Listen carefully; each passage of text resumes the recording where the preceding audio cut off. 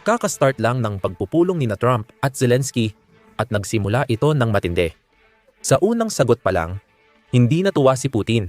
Kinumpirma ni Trump na makikibahagi ang United States pagdating sa mga garantiya sa seguridad para sa kinabukasan ng Ukraine.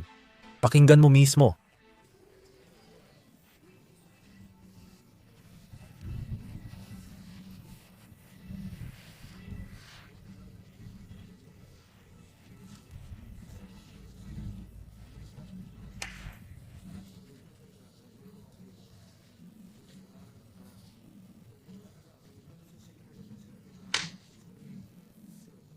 Sila ang unang linya ng depensa dahil nandoon sila. Sila ang Europa. Pero tutulungan din namin sila. Kami ay... Makikibahagi. Ngayon, mahalagang tanong ay tungkol sa dalawang tweet ng dalawang presidente ngayong umaga. Simulan natin sa tweet ni Pangulong Zelensky na nasa inyong screen. Ngayon, sa tweet na ito, pinag-uusapan niya kung paano isinasagawa ng Russia ang mga pag-atake laban sa mga sibilyang Ukrainian habang nagpapatuloy ang negosasyon. At tinatapos niya ang tweet sa pagsasabing patuloy na winawasak ng makinarya ng digmaan ng Russia ang mga buhay sa kabila ng lahat. Gagawa si Putin ng demonstratibong pagpatay para panatilihin ang presyon sa Ukraine at Europa at hamakin ang diplomatikong pagsisikap. Iyan ang dahilan kaya kami humihingi ng tulong para wakasan ang pagpatay at kailangan ang mga garantiya sa seguridad. Kaya hindi dapat bigyan ng gantimpala ang Rusya sa kanilang paglahok sa digmaan. At kailangan itong wakasan. Ang Moscow ang dapat makarinig ng salitang tigil. Sa madaling salita, sinasabi ni Pangulong Zelensky na dapat itigil ng Rusya ang digmaan na ito dahil sa huli, Rusya naman talaga ang nagsimula nito. Pero halos kasabay noon, or medyo bago pa doon, naglabas ng tweet si Pangulong Trump. Sa tweet na ito, sinabi ni Pangulong Trump na kayang tapusin ni Zelensky agad ang digmaan kontra Rusya kung nanaisin o maaari siyang magpatuloy sa laban. Tandaan paano nagsimula lahat. Hindi na mababawi ang ginawa ni Obama na ibinigay ang Crimea 12 taon na ang nakaraan. Hindi sumali ang Ukraine sa NATO. May mga bagay talagang di nagbabago. Kaya makikita mong magkaiba ang mensahe ng dalawang pangulo. Ayon kay Zelensky, dapat tapusin ng Russia ang digmaan, samantalang kay Trump, si Zelensky ang kayang magpatigil nito. Itinanong ito ng isang reporter at ito ang sagot ni Trump. Pangulong Zelensky. No, sabi mo, matapos ang post-line X na pangyayari, dapat tapusin ng Russia ang digmaang sila ang nagpasimula. Pangulong Trump, sinabi mong kaya ni Pangulong Zelensky ng Ukraine tapusin agad ang digmaan laban sa Russia kung gugustuhin niya. Alin ba talaga? Oo, tingin ko totoo yan. Sa palagay ko, Phil, magkakaroon tayo ng pagpupulong. Sa tingin ko, kung magiging maayos ang lahat ngayon, magkakaroon tayo ng trilad. Sa tingin ko, posibleng matapos ang digmaan kung gagawin natin yon.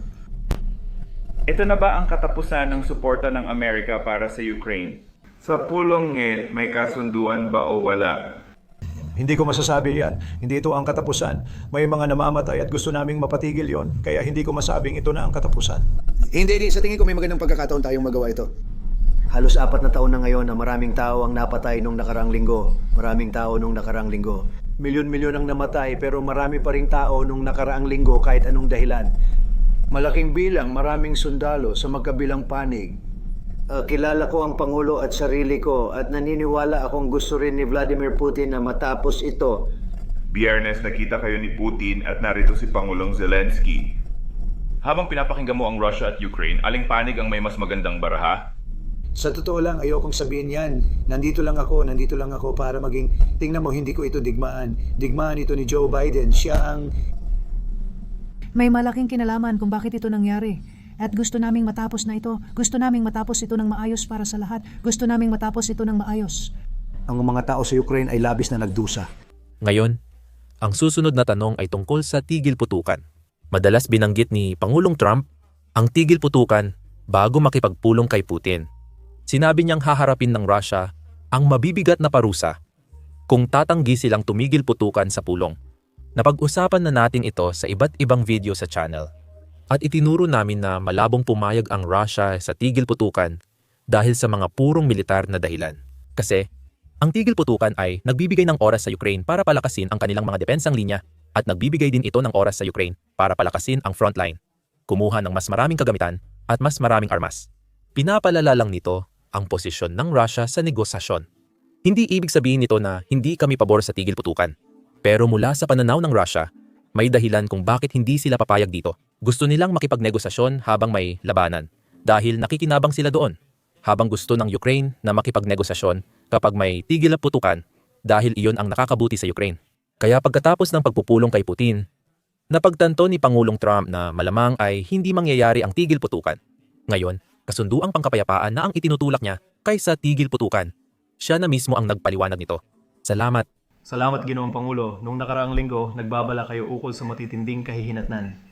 Kung ang 30 araw na tigil putukan o anumang uri ng tigil putukan ay hindi papayagan ng Rusya, magkakaroon ba ng matitinding kahihinatnan? Magbabago ba iyon dahil Sa tingin ko, hindi mo kailangan ng tigil putukan. Lahat ng 6 na kasunduang naayos ko ngayong taon ay ginawa sa gitna ng digmaan. Hindi ako nagdeklara ng tigil putukan. Alam ko na maganda ito para sa ilan, pero naiintindihan ko rin kung bakit ayaw ito ng ibang bansa dahil sa estratehikong dahilan. Magkakaroon ka ng tigil putukan tapos magpapatuloy lang sila sa pag-ayos at pag-ayos at pag-ayos. At alam mo na, baka ayaw nila ng ganun. Pero kung titingnan mo yung 6 na kasunduang ginawa namin para sa kapayapaan at mahahabang digmaan, hindi ako gumawa ng tigil putukan. Gusto ko yung konsepto. Alam mo, gusto ko yung konsepto ng tigil putukan sa isang dahilan kasi titigil agad ang pagpatay ng mga tao, hindi tulad ng sa loob ng 2 linggo o 1 linggo o kung gaano man katagal. Pwede tayong gumawa ng kasunduan para sa kapayapaan habang sila'y naglalaban. Kailangan nilang lumaban, pero sana matigil nila ito. Gusto ko talagang tumigil sila. Pero sa estratehiya, maaaring maging disbentahe yon para sa isang panig o sa kabila. Pero lahat ng mga kasunduang ito ay nagawa ko nang hindi man lang nababanggit ang salitang tigil putukan. Ngayon, isa sa pinakamahalagang paksa na pag-uusapan at pag-uusapan ngayon ay ang usapin tungkol sa Donbas. Kontrolado ng Russia ang 75-80% ng Donbas at hinihiling nilang isuko ng Ukraine ang buong rehiyon ng walang laban. Kapalit nito, nangako ang Russia na hindi na lalaban sa ibang lugar. Yan lang ang kanilang ibinigay. Tinanggihan ng Ukraine ang hiling. Pero tila susubukan ni Pangulong Trump na i-pressure ang Ukraine na isuko ang Donbas kapalit ng seguridad na garantiya. Ngayon, ano ang mga dahilan kung bakit ayaw ng Ukraine na ibigay ang Donbas? Ito ay isang bagay na napag-usapan na natin. At sa madaling salita, may kinalaman ito sa 5 lungsod na kasalukuyang hindi kontrolado ng Russia. Ang mga lungsod na ito ay sentro ng industriya. At bukod pa dyan, sila ay matinding pinatibay. Nagtayo sila ng fortress belt at malakas na depensa. Kaya hindi nasakop ng Russia ang mga lungsod na ito. Sa loob ng 12-14 na taon mula noong magsimula ang digmaan noong 2000 at 14. Ngayon, ayaw ng Ukraine isuko ang bagay na ginastusan at pinaghirapan nilang patibayin. At ang kabilang panig nito ay kung makuha ng Russia ang Donbas, magkakaroon sila ng malawak na bukas na lupain para dumiretso sa Kharkiv, na siyang pangalawang pinakamalaking lungsod sa Ukraine. Kung mapipilitang isuko ng Ukraine ang Donbas, mas mahihirapan silang ipagtanggol ang ibang lungsod kung magdesisyon ang Russia na bumalik. Halimbawa matapos ang 10 taon, may matututuhan tayo mula sa Crimea. Noong 2000 at 14 naniwala ang lahat, pati ang United States at NATO, na kung isusuko ng Ukraine ang Crimea sa Russia, baka tumigil ang digmaan at magkaroon ng mapayapang solusyon sa sigalot ng Russia at Ukraine. O hulaan mo? Sa pagbalik tanaw, alam nating hindi iyon nangyari. Sa katunayan, ginamit ng Russia ang Crimea bilang basehan, bilang panimulang lugar para sa pagsalakay noong 2022. Tama lang na mag-alala ang Ukraine kung mapipilit silang isuko ang Donbas ngayon at maulit ang nangyari noon. Tingnan natin ang mangyayari sa pagpupulong. Tinanong ito kina Pangulong Trump at Pangulong Zelensky at ito ang sagot nila. Hindi nagpapalawak si Pangulong Trump at para sa Russia, mahirap makamit ang pangmatagalang at posibleng kapayapaan kung magtatagumpay ang Ukraine. Target pa rin ng Russia ang mga lugar na hindi pa nila nasasakop. Sa tingin mo ba makatarungan ang ganitong kapayapaan para sa Ukraine? Magkakaroon tayo ng pangmatagalang kapayapaan. Para sagutin ang unang bahagi ng tanong mo, magkakaroon tayo ng pangmatagalang kapayapaan. Sana ay mangyari ito agad. Sana hindi na ito magtagal pa. Sa tingin ko, matutuwa ang mga tao sa buong mundo kapag inanunsyo na iyon. Una, gusto kong ituro kung gaano kasama ang pagkakabuo ng pangalawang tanong na iyon. kung saan sinusubukan ng reporter na ibunton ang sisi kay Zelensky para sa pagkamatay ng mga Ukrainians nang hindi man lang namamalayan na ang Russia ang nagsimula ng pananakop na ito. Hindi namamatay ang mga Ukrainians dahil ayaw ni Zelensky baguhin ang mapa. Namamatay ang mga Ukrainians dahil gusto ni Putin na baguhin ang mga mapa. At ito ang problema sa mga taong nangangaral ng kapayapaan. Gusto raw nila ng kapayapaan. Pero di nila napapansin na pinakamadali itong makuha kung susuko na lang. Sabi nga ni Ronald Reagan, hindi ganyan ang kapayapaan na itinaguyod ng Amerika. Hindi natin dapat pilitin ang ibang bansa tanggapin ang ganitong kapayapaan dahil ang pagsuko ay magdadala ng kapayapaan. Ibig sabihin, milyon-milyon, 10 milyon ang mabubuhay sa ilalim ng malupit na rehimen ni Putin. Kung pag-uusapan ang kalupitan ni Putin, ang susunod na tanong na ito ay isang bagay na hindi ikinatutuwa ng mga Ruso. At ito ay may kinalaman sa unang ginang ng Estados Unidos, si Melania Trump. Alam mo, siya ay mula sa silangang Ukraine. Kaya naman, alam niya kung gaano talaga kasama ang kontrol ng mga Ruso. Nagpadala siya ng liham kay Vladimir Putin nang magkita sila ni Pangulong Trump sa Alaska. At sa liham na iyon, halos nakiusap siya kay Putin na itigil na ang pagpatay at pagdukot sa mga batang Ukrainian. Bago tayo pumunta sa kaugnay na tanong, nais ko munang basahin ang kanyang liham. Ang bawat bata ay may parehong tahimik na mga pangarap sa kanilang puso, kahit pa sila ay ipinanganak ng basta-basta sa isang simpleng probinsya ng bansa o sa isang marangyang sentro ng lungsod. Nangangarap sila ng pagmamahal at kaligtasan. Bilang magulang, tungkulin nating alagaan ang pag-asa ng susunod na henerasyon. Bilang mga pinuno, ang responsibilidad na suportahan ang ating mga anak ay lampas sa kaginhawaan ng iilan. Dapat tayong magsikap lumikha ng mundong may dignidad para sa lahat, para magising ang bawat isa. Sa kapayapaan at mapangalagaan ang hinaharap. Isang simpleng konsepto, Ginoong Putin, na alam kong sang-ayon ka. Napansin niyo bang hindi niya tinawag na Pangulong Putin? Sa channel na ito, hindi namin siya tinatawag na Pangulong Putin dahil walang halalan sa Russia sa 25 taon. Si Putin ay isang diktador. Sige, balik tayo sa liham. Sigurado akong sasang-ayon ka na bawat henerasyon ay nagsisimula ng buhay ng malinis at inosente, higit pa sa heograpiya, gobyerno at ideolohiya. Ngunit ngayon, may mga batang napipilitang magdala ng tahimik na halakhak na hindi nadadapuan ng dilim sa paligid. Tahimik na pagtutol laban sa mga puwersang aangkin ng kanilang kinabukasan. Ginoong Putin, ikaw lamang ang makakabalik ng kanilang halakhak. Sa pagprotekta sa mga inosenteng bata, hindi lang Russia ang iyong pinaglilingkuran, kundi ang buong sangkatauhan. Ang ideyang ito ay lampas sa pagkakabahagi ng tao. Ginoong Putin, maaari mong ipatupad ang bisyong ito sa isang lagda ngayon. Sabi niya, kaya niyang itigil ang digmaan at iligtas ang milyon-milyong Ukrainians, pati na matulungan ang mga batang nagdurusa sa kanyang pananakop. Kahapon lang, dainidabal lang, matapos matanggap ang liham noong nakaraang linggo, pumatay na naman si Putin ng batang paslit gamit ang kanyang mga misil. Bukod pa rito, 2 o 3 linggo na ang nakalipas. Isang 2 taong bata ang namatay dahil sa first-person view drone. Ngayon, hayaan ninyong ipaliwanag ko kung gaano ito kakasindak dahil ang first-person view drone ay nangangahulugan ng isang taong tao ang may kontrol. Isang Ruso ang kumokontrol sa drone na ito.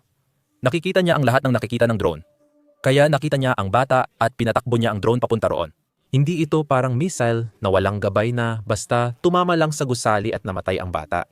May taong sinadyang pumatay sa 2 taong gulang na batang bahagi ng hukbong Ruso. Ngunit hindi pinarusahan ng Russia ang may sala o humingi ng paumanhin sa mga Ukrainyano. Iyan ang maari nating asahan mula sa hukbong Ruso kung makuha nila ang natitirang bahagi ng Donbas. At iyan ang dahilan kung bakit kailangan nating magbigay ng mga garantiya sa seguridad para sa Ukraine. Habang iniisip natin ang liham at kung gaano kainis ang mga Ruso na ipinost ito ni Pangulong Trump sa Twitter, binuksan ni Pangulong Zelensky ang pagpupulong nila ni Pangulong Trump sa pasasalamat sa unang ginang para sa liham at pag-aalaga sa mga batang Ukrainian. Pakinggan natin ang pahayag na iyon. Maraming salamat sa pagpunta rito. Maraming salamat, Ginoong Pangulo, sa paanyaya at sa inyong personal na pagsisikap na itigil ang pagpatay at tapusin ang digmaan Salamat. At gamit ang pagkakataong ito, maraming salamat din sa inyong asawa, unang ginang ng Estados Unidos. Nagpadala siya ng liham kay Putin tungkol sa aming mga anak, mga ampon na bata at ang aking asawa. Siya ang unang ginang ng Ukraine.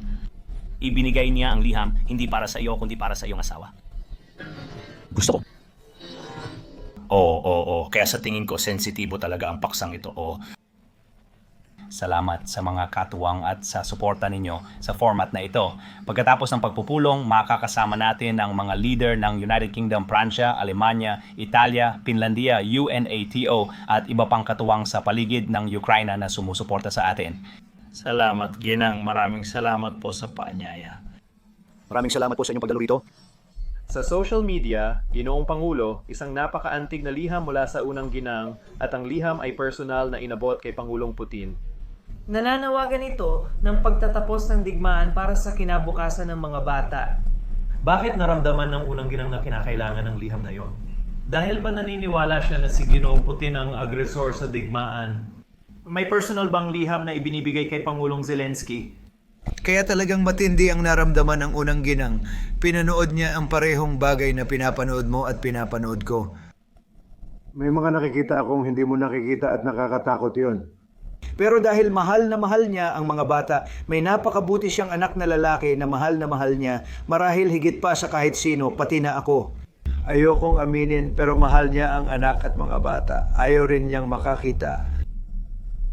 Ayaw niyang makakita ng ganito pati sa ibang digmaan. Ibig kong sabihin, nakikita niya ang dalamhati, ang mga magulang at mga libing sa telebisyon. Lagi may libing. Gusto naming may makita pa maliban sa libing. Hindi, maganda raw ang liham na iyon. Maganda ang naging pagtanggap niya rito. At sinabi niya sa akin na gusto niyang sabihin ko na gusto na niyang matapos ito. Gusto na talaga niyang matapos ito. At sinasabi niya ito ng bukas, buong pagmamalaki at may matinding kalungkutan dahil napakaraming tao na ang napatay.